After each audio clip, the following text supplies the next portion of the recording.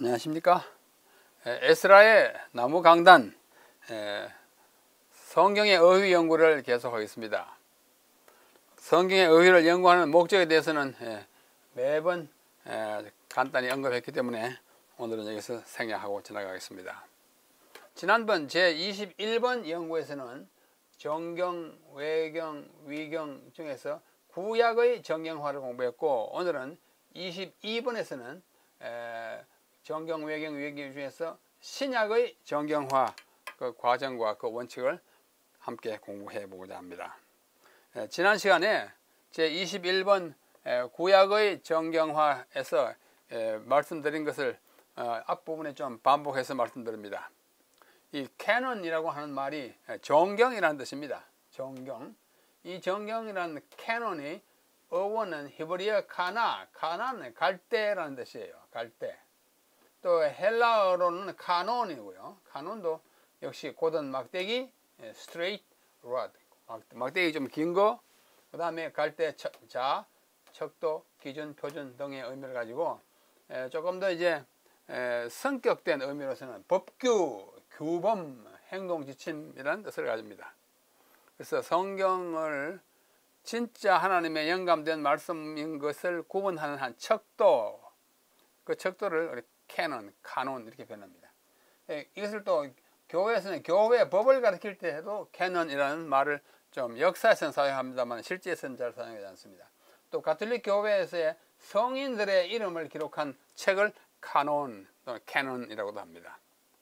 그 다음에 이 성경과 관련된 직접적인 용어로서는 정경 또는 경전입니다. 지난 시간에 말씀드린 바와 같이 정경이 있으면 정경 아닌 것들이 있어요. 정경 아닌 것들은 외경과 위경입니다. 외경, 위경에 대해서는 지난 시간에 설명했으므로 또 구체적으로 설명하지 않겠습니다. 그 다음에 음악에서 카논이라고 하면은 전칙곡이라고 하고, 요한 파헬별이 카논이라고 하는 곡을 작곡했다는 이야기를 지난 시간에 하였습니다. 그리고 이 정경을 이제 진짜 하나님의 성경이라는 것을 인정하는 과정, 그 정경화인데요. 정경화를 영어로는 canonization이라고 합니다. 정경으로 만들기, 정경으로 인정하기 그런 뜻입니다. 그런데 똑같은 canonization이 시성식, 성인으로 초대하는 예식, 초대하기라는 뜻으로도 canonization을 씁니다. 성인으로 인정하기. 어떤 사람이 그 신앙적 깊이와 또 교회에 끼친 선한 감화가 클 때 성인으로 초대하는 가톨릭 교회의 그 의식이 있습니다. 그 과정을 canonization이라고 하고, 또 우리는 정경으로 인정하는 것을 정경화 canonization 합니다. 구약의 39권과 신약의 27권 합쳐서 66권이 정경화의 과정을 거쳐서 오늘날 우리의 성경으로, 정경으로 확정된 것입니다. 거기에 포함되지 않은 것을 우리는 외경 또는 위경이라고 합니다. 여기서 우리는 정경화의 그 역사, 그 과정과 기준을 연구함으로써 우리에게 전수된 이 66권의 성경의 기원과 권위를 이해하고 인정하려고 합니다. 지난 시간 구약에 이어서 오늘은 신약을 이야기합니다. 신약의 정경화의 과정을 좀 말씀드리겠습니다. 2000 역사가 깁니다만은 정경화 작업은 초기 그리스도 교회의 한 400년까지 거의 이제 완성 단계에 이르게 되는데, 그 과정을 잠시 말씀을 드리겠습니다. 먼저 AD 1세기 말, 즉 AD 96년에 바울의 편지서들이 묶음으로 유표됐어요. 이 바울 편지서 해가지고 뭐 고린도서, 로마서, 갈라디아, 골로새 하는 묶음으로, 이것을 특별한 뭐 이름 없이 바울의 편지서들의 묶음이라는 그런 묶음으로 유포되었습니다. 근데 그 중에 로마의 클레멘트라고 하는 이 교부가 예수의 말씀, Words of Jesus, 영어로 말하면, 과 함께 바울의 서신들을 귀중하게 평가하였으나 경이라는 말을 쓰지는 않았습니다. 우리 경에, 성경이라고 읽을 줄 알지만 이걸 예수의 말씀과 바울의 편지는 아주 중요하다 해가지고 하나의 그 중요한 연구와 우리 독서의 대상으로 삼았던 것입니다. 아주 귀중하게 평가했습니다. 그러나 그는 클레멘트는 70인역을 말할 때는 경이라고 그랬어요. 70인역은 구약을 헬라어로 번역한 것인데 구약의 번역이지만도 70인역은 성경으로 표현했지만 아직도 예수의 말씀과 바울의 편지서는 귀중하게 생각했지만 그걸 성경으로 호칭하지는 않았습니다. 그러다가 AD 130에서 140년경에 활동한 마르키온, 시노페의 마르키온이라는 사람이 있는데 이 사람은 교회 역사의 초기 역사에 아주 큰 화제거리를 많이 만들었습니다. 소아시아의 감독이었는데요. 그리스도교 성경의 확정적, 배타적, 고유한 목록을 제안한 첫 인물입니다. 이것은 성경이다! 라고 이렇게 한 인물이에요. 그러나 그가 인정한 성경이라고 하는 그 내용, 대상은 오늘날 우리와는 아주 다른 것입니다. 그는 특별히 구약을 부인했어요. 또 구약에 묘사된 하나님을 열등한 존재라고 말했습니다. 구약의 하나님은 신약의 예수님이 가르치신 하나님과 맞지 않다고 그렇게 주장했어요. 구약의 하나님은 너무 무자비하다고 할까, 가오하다고 할까, 이거 진짜 사랑의 하나님 아니다 이렇게 오해한 것입니다. 그래서 그가 자기 뜻에 맞는 것들만 골라가지고 한 묶음으로서 이건 성경이다 했는데 그것은 그야말로 자기에 맞는 것이고 또 자기에 맞지 않는 것은 고쳐가지고 누가복음과 닮은 새로운 복음서 The Gospel of the Lord, 주님의 복음서라는 책을 자기가 만들어서 쓰게 됐는데 결국은 그는 이단으로 판정이 돼서 파문당했습니다. 이 마르키온은 참 문제 많은 사람이었어요. 그러다가 제2세기에 중엽됐을 때 유스티노스 마르티로스, 영어로 하면 저스틴 마르터 이렇게 표현합니다. 우리가 교부들의 이름이나 서양 역사에 나오는 사람들의 이름을 너무 영어식으로 먼저 받아들이기 때문에 영어식으로만 발음하는 데는 상당한 그 문제가 있고 어려움이 있습니다. 이 사람이 저스틴 마르터라고 영어로 표기하지만 저스틴 마르터라고 하는 이름과는 그 발음은 전혀 다르게 유스티노스 마르티로스 이렇게 하는 것이 우리 요즘 이 교회 역사에 나오는 이름입니다. 근데 이 유스티노스 마르티로스, 순교자 유스티노스가 다음과 같이 말했어요. 태양의 날이라 불리는 날, 태양의 날, Sunday, 일요일이죠. 태양의 날이라 불리는 날에 선지자들의 글들과 함께 사도들의 비망록이 낭독되었다. 성경이라고 호칭을 붙이지 않았지만은 특별히요 선지자의 글, 구약의 말, 그다음에 밑에 나오는 사도들의 비망록, 신약의 일부 이런 것들을 낭독했다라는 기록을 남기고 있습니다. 그러다가 AD 180년경에 이르나이우스, 이 사람들 아주 유명한 2세기 초에 교부예요. 많은 글도 남겼죠. 이 리옹의 교부인 이레나이우스가 사복음서가 있었다고 그가 언급했습니다. 그 책에 사복음서 네 뭉치로 된 복음서가 있었다. 그걸 테트라모르프라고 그렇게 표현했는데 달리 표현할 길이 없어서 사복음서 이렇게 말했습니다. 그러다가 제 3세기에 와서는 오리게네스, 이분도 2세기 말에서 3세기 초까지 살았던 아주 유명한 오리게네스입니다. 성경 해석에 대해서 많은 글을 남겼어요. 이 오리게네스가 현재 우리가 갖고 있는 것 같은 신약 27권을 사용했어요. 좀 선진됐죠. 그리고 그 가운데서 좀 논란이 되는 책이 있었다고 하면서 논란이 되는 책을 열거했습니다. 히브리서, 저자가 확실치 않다. 내용이 바울의 다른 편지들과 좀 일치하지 않는다. 그렇게 생각했어요. 또 야고보서는 믿음을 강조하지 않고 행함을 너무 강조했기 때문에 이상하다. 베드로 후서, 요한 2서, 요한 3서, 유다서, 요한 계시록, 이 책은 뭔가 깨운치 않다 이렇게 생각했습니다. 이 사람이 오리게네스가. 그래서 이 책들을 안티레고메나, 말씀된 것과는 좀 다르다, 배치된다는 그런 이름으로 일컫게 되었습니다. 그 밖에 이제 330년경에 오면은 아주 유명한 교회 역사가 있습니다. 초기 교회의 가장 유명한 교회 역사가요. 에우세비우스. 이 사람도 흔히 영어식으로 요세비우스라 이렇게 말하는데 이 사람이 영국이나 미국 사람 아니잖아요. 그래서 이 사람을 요세비우스 이렇게 하는 것은 영국식 발음이고 영어식 발음이고 원래 이름은 에우세비우스입니다. 에우세비우스 팜필루스가 가이사라 마르티나 감독이 있는데 그가 교회 역사를 쓰는데 그냥 그가 신약의 책들을 언급하고 있습니다. 이건 신약의 책들이 이러한 것이 있다 언급한 적이 있습니다.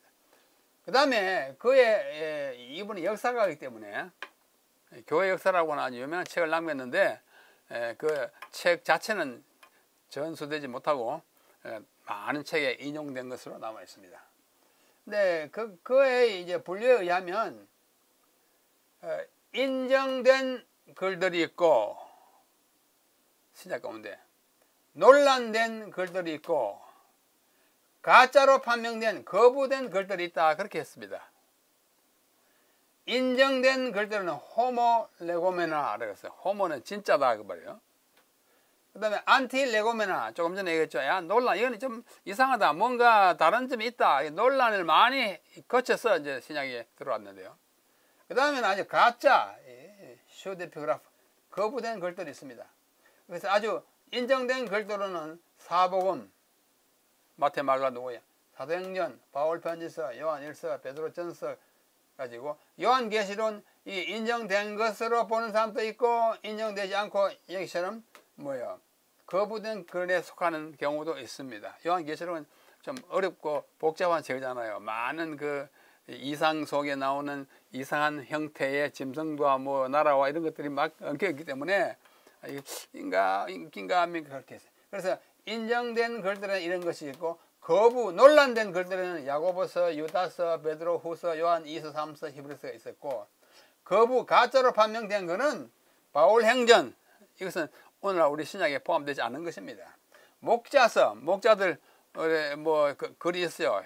헤르마라고 하는 목자가 있었는데 베드로 묵시록, 바나바서, 사도들의 교훈, 베드로 복음, 도마 복음, 마띠아 복음, 안드레와 요한 행적 등등은 거부된 가짜 문서라 말하면 그 지은이가 그 책이 표방하는 그 지은이가 아닌 책 그런 것들로 분류되기도 하였습니다. 그러다 363년에 라오디게아에서 회의가 열렸어요. 정교회의가 열렸습니다. 그때 정교회의 가운데 정경만을 읽어야 한다라는 그 결의를 했다고 기록되어 있습니다. 그러나 그 정경이 뭔지는 그 목록은 제시하지 않았어요. 그때 정경이라는 단어를 처음 사용하기 시작합니다. 캐논.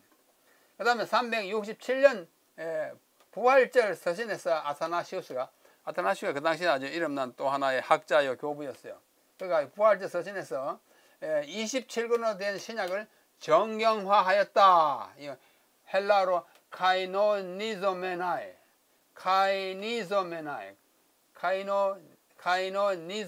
이걸 하면 canonized 정경화했다는 말을 표현. 그 말은 그 전까지는 그냥 이렇게 중요한 문서로다가 이것은 캐논이다. 이제 인정할 만한 하나님의 말씀이라고 확정했다는 말을 사용하고 있습니다. 이게 4세기 이제 중엽이에요. 그 다음 4세기 말에 와서 히포레기우스 종교회의가 또 열렸어요. 여기는 라오디게아 열렸고 히포레기우스에서만 종교회의에서는 현재 신약을 다 받아들인 첫 번째 종교회의로 기록되고 있습니다. 그러다가 397년에 불과 한 4년 후에와 또 한 20년 후에 열린 카르타고 종교회의가 또 있어요. 카르타고 북아프리카에 있는 카르타고에서 종교회의가 열렸는데 이 회의는 정경의 요약문들을 낭독하고 결의했습니다. 이 책들은 내용이 이러이러하다 하고 우리 하나님의 말씀만 받아들인다. 정경화 결의했어요. 이때 누가 주재했냐면 그 유명한 아우구스티누스. 이 아우구스티누스는 정말 아주 중요한 5세기 초, 4세기 말 5세기 초의 교부 아닙니까? 흔히 어거스틴이라고 부르는데 어거스틴은 참 이상한 표기입니다. 어거스틴이 아니고 아우구스티누스. 어거스틴은 영어의 오가스틴을 우리말로 좀 비슷하게 이제 음력한 것인데요. 이 아우구스티누스가 주재한 이 카르타고 종교회의에서 정경이 이미 완성된 것으로 언급함으로써 정경의 역사가 끝납니다. 이상과 같이 그리스도교가 시작된 이후로 많은 성경 신약의 기록이 남겨진 이후에 그것을 참된 하나님의 말씀으로 이렇게 정경화하는 과정에 대하여 살펴보았습니다. 그러면 정경을 정할 때에 그 신약을 정경화할 때의 기준이 무엇이었는가 한번 살펴보겠습니다. 신약 정경화에 적용된 원칙과 기준은 다음과 같다. 첫째는 사도성입니다. 어떤 책이 그 책이 그야말로 사도에 의해서 기록된 거냐 인정할 만한 사도 12사도나 바울사도나 뭐 이런 사도에 의해 기록되었는가 하는 또는 사도들의 지원과 인정을 받았는가 그 사도성이 있어야 정경으로 선택될 수 있습니다. 첫째는 사도성이고 둘째는 영감성이에요. 책의 저자가 성령의 영감을 받았다는 내적인 증거가 있는가 자기가 그냥 뭐 생각난 대로 또는 인정적으로 어떤 사람에게 개인적으로 부탁한 것이 아닌가 영감받은 흔적을 지니고 있는가 하는 것이 둘째 기준이었고 셋째는 그 내용에 있어서 영적이고 다른 정경과 조화를 이루는가 아무리 좋은 것이라 할지라도 이미 있는 다른 성경 또는 구약 등등과 조화가 되지 않고 서로 상충되면 정경으로 택할 수가 없었습니다. 그러므로 그 내용에 있어서 통일을 이루고 조화가 되는 것이 중요하고 네 번째는 보편성이에요. 보편성이라는 말은 이미 교회가 받아들여서 보편적으로 읽고 그 성경의 교훈을 따르고 있는지 보편적인 인정을 받았는가 하는 이 네 가지를 기준으로 삼아서 어떤 것은 정경으로 선택되었고 어떤 것은 정경으로 선택되지 못했습니다. 그래서 그 정경으로 선택되지 못한 책을 우리는 외경, 영어로 아포크리파라고 그러고요. 또 그다음에 그야말로 좀 엉터리 같은 책들은 위경이라 그랬어요. 슈데피그라파 이렇게 표현했습니다.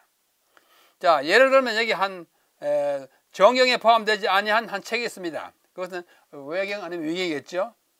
자, 외경일지 위경일지 한번 봅시다. 도마복음이라는 것이 있어요. 이것이 발견돼 가지고 우리나라 말로도 번역되고 뭐 사람들이 굉장히 연구합니다. 이 진짜 복음인가 아닌가? 자, 진짜 정경에 포함될 수 있었을까 없었을까 봅시다. 그 내용 중에 다음과 같은 이 포함됐어요. 시몬 베드로가 그들에게 말했다. 여자들은 멀리 가게 하소서. 여자는 살 가치가 없기 때문입니다. 그렇게 말했다고 해요. 그러자 예수님께서 받아서 말씀하시기를 그리하지 말라. 내가 그를 인도하여 남자가 되게 하리니 그러면 그도 너희 남자들과 같이 살아있는 영이 되리라. 남자가 되는 여자마다 천국에 들어갈 것이라고 말하였다라고 도마복음에 기록되어 있어요. 여러분 이게 사도 베드로가 한 말이겠습니까? 뭐라고 그랬어요? 여자를 멀리 가게 하십시오.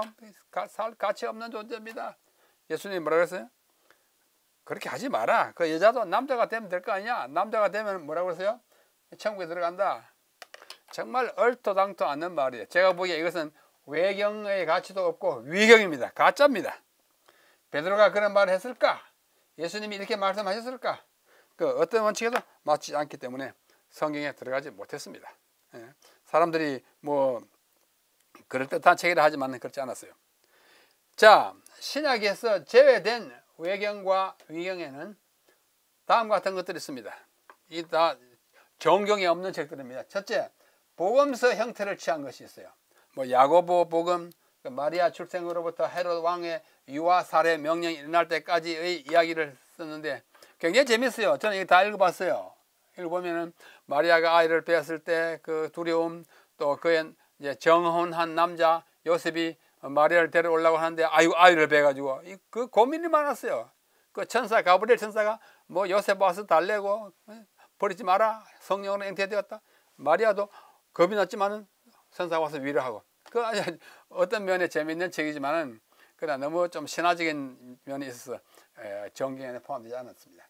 그 다음에 도마복음 조금 전에 얘기했죠. 거기에는 예수님의 5살 때부터 12살 때까지 행적이 많이 기록되어 있고 니고데모 복음 또는 빌라도 행적이라는 책이 있어요. 이것도 참 재밌습니다. 제가 다 읽어봤어요.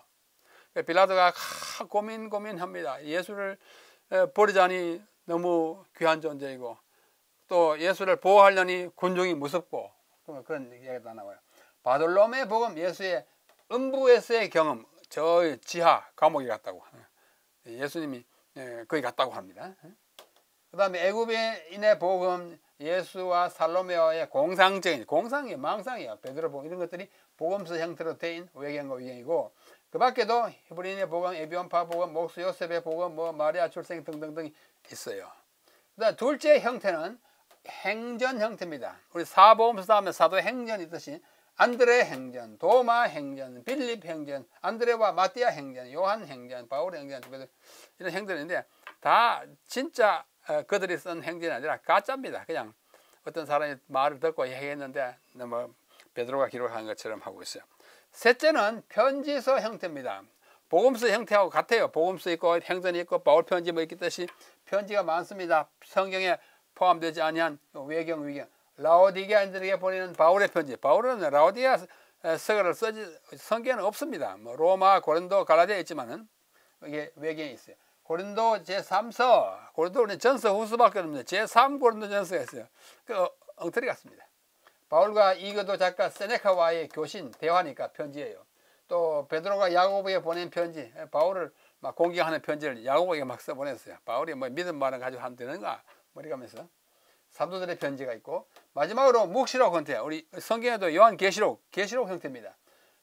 계시문학, 육시문학의 산물로 나타나는 문서들은 매우 많습니다. 그 중에 대표적인 것이 베드로 묵시록, 바울 묵시록, 도마 묵시록, 스데반 묵시록 등등 있어요. 이상의 외경과 위경은 신약의 형식을 모방한 것인데 제2세기로부터 제8, 9세기까지 본인이 직접 안 쓰고 가명으로 또는 차명으로 이름을 빌려가 쓴 것이에요. 2세기에서 쓰면 사도들이 썼을 리가 없습니다. 사도는 맨 마지막 사도 요한이 100년경에 죽었어요. 그렇죠? 2세기는 그 다음이잖아요. 그러니까 가명 또는 차명으로 베드로 묵시록을 해. 베드로는 벌써 몇십 년 전에 죽었습니다. 이와 같은 형태가 있다는 것을 생각하십시오. 자, 우리가 구약의 정경화 바로 앞 시간에서도 살펴봤지만 정경과 외경과 위경은 정경과 외경, 위경은 역사성과 영감성과 저자명에 있어서 정경은 다 확실합니다. 역사성이 확실하고 영감도 대응거책이고 저자도 확실해요. 베드로전서는 베드로가 썼습니다. 그 다음 위경은 역사성도 의심스럽고 영감은 없고 저자명은 엉터리고 가명 아니면 차명이에요. 예? 그 다음에 그 가운데는 외경은 역사성은 좀 있지만 나머지 두 개는 영감은 없고 저자도 불확실합니다. 이러한 특성을 띠고 있는 것이 외경, 위경의 그리고 정경의 모습입니다. 자, 오늘의 또 한 번의 결론. 지난번 우리 구약의 정경화에서도 결론적으로 보았습니다만 이건 우리의 믿음이에요. 믿음입니다. 성경은 뭐라 그럽니까? 모든 성경은 하나님의 감동으로 된 것으로. 여러분 이걸 믿습니까? 이 모든 성경은 결과적으로는 창세기부터 말라기, 마태로부터 요한계시록 다 포함한다고 우리는 믿는 거예요. 모든 성경이 하나님의 영감으로 된 것으로 교훈과 책망과 바르게 함과 의로 교육하기 유익하다 하는 것을 믿어야 성경이 성경. 그거 안 믿으면 성경이 아니죠. 그냥 어떤 사람의 말이죠. 근데 모든 성경이 영감이에요. 짧은 책도 영감으로 되고 이사야 66장도 영감으로 된 책이에요. 예를 들면 구약의 끝부분에 가면 한 장짜리 책이 있습니다.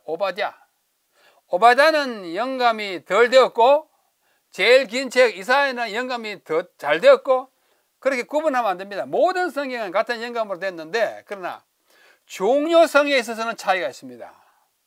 이사야서에는 내용이 많고 메시아에 대한 이야기가 많이 있어요. 역사도 많이 있고 그러므로 이사야서는 오바댜보다 훨씬 더 중요하다는 맞는데 영감이 더 잘 됐다 그건 아니에요. 영감은 똑같은 영감이 되었다고 믿습니다. 그래서 우리는 모든 성경은 토타 스크립투라 영감으로 된 것을 믿습니다. 믿어요. 그리고 그 성경만이 66권으로 된 성경만이 우리의 교리의 기초요 신앙의 기본이 된다고 오직 그 성경만이 우리가 받아들입니다. 그래서 솔라 스크립투라 성경 이외에 어떤 것도 영감된 것으로 받아들이지 않습니다. 그리고 둘째는 모든 정경화 과정에 성령님의 도우심과 인도가 있었다는 걸 믿습니다. 또 보면 또 성령님의 인도가 있은 것이 느껴집니다. 그걸 믿어요. 그래서 정경은 구약 39권, 신약 27권으로 완결되었다고 믿습니다. 아직도 열려 있으면 더 정경으로 들어올 수 있고 있던 거 나갈 수가 이러면 이 신앙에 혼란이 생기고 하나님의 뜻이 뭔지 알 수가 없어요.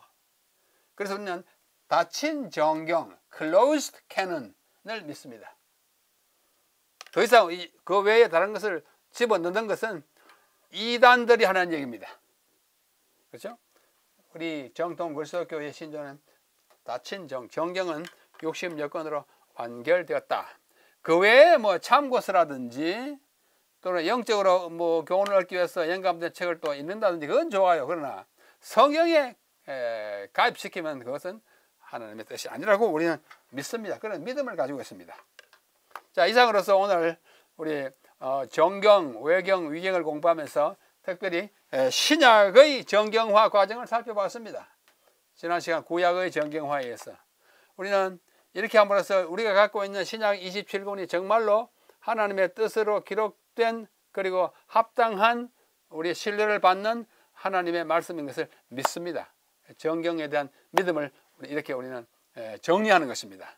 모쪼록 이렇게 확정된 정경 안에서 하나님의 뜻을 찾고 깊이 연구하여 그것이 오늘날 우리에게 의로 교육하기에 올바른 책이라는 사실을 받아들이고 연구하고 믿는 성도들이 다 되시기를 간절히 바라면서 다음에는 또 다른 주제를 가지고 함께 공부하겠습니다. 오늘 여기서 마칩니다. 안녕히 계십시오.